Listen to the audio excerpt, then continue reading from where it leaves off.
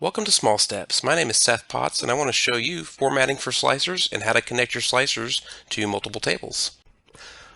In the last video we created some basic slicers off of a table that was full of stolen auto information.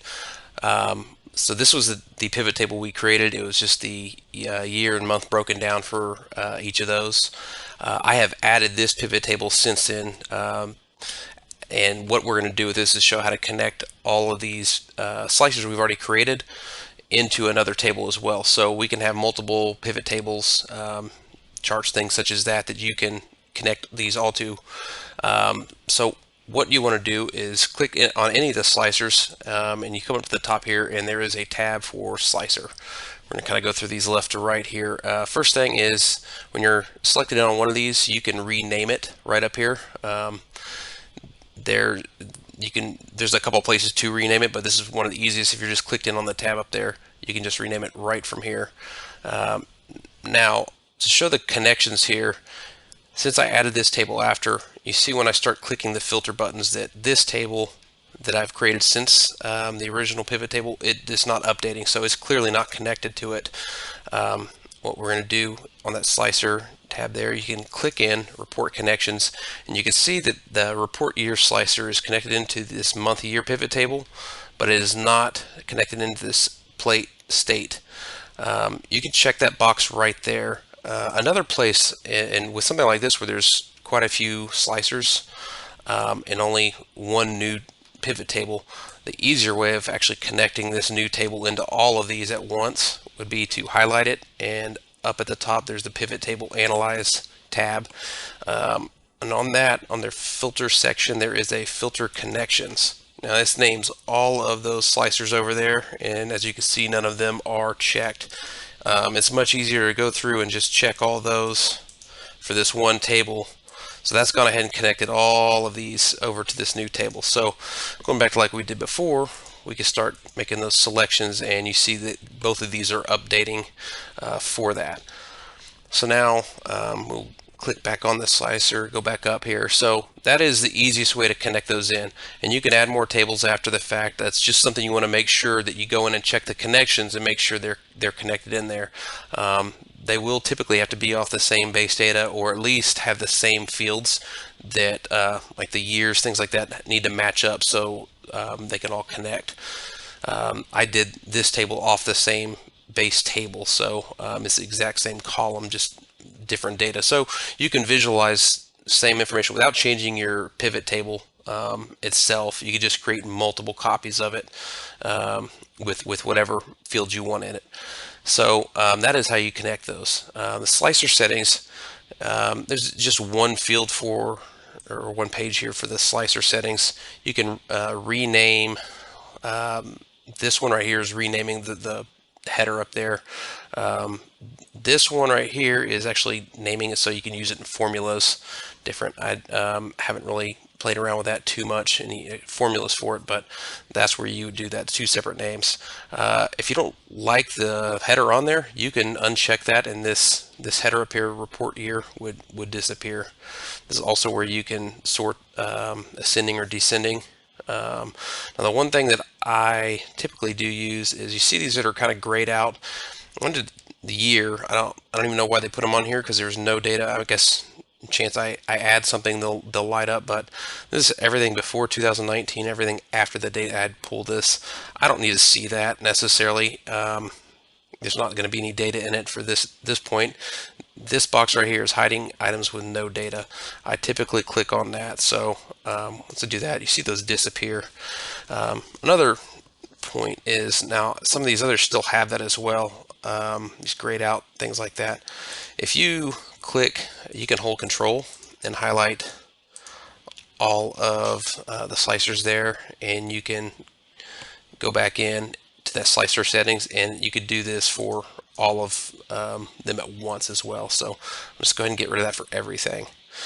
So now that we have those done out of the way, we'll kind of come over here and look at the styles. So typically something like this, I'm looking, these top two are more about the report, the dates and stuff, and you get a lot of buttons. It's kind of nice to be able to get different formatting for them.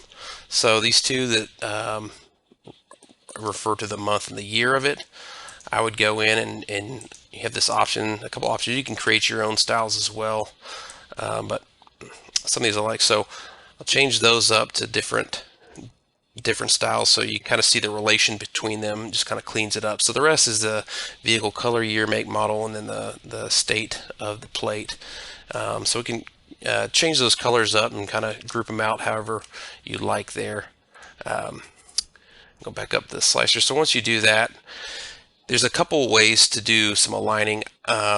There's a spot on here to send forward, backward, and this selection pane should look familiar, especially with some other Microsoft products as well, where you can have things overlapping or in front or behind. And this selection pane kind of shows you everything and what they're named here. And if you click on them, they can show what they are, and you can remove them from your view. But one thing here in this arrange group that I use more than anything would be this align button.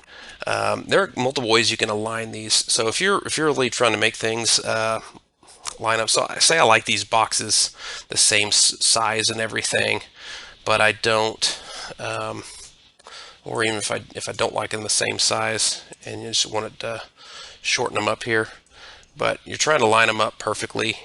One way you can do that is if you select both boxes, you can go to this align line top there, or any of the other options at the bottom. You can line them in the middle, center them, and then you could even group them after that, where when you select, it'll select both.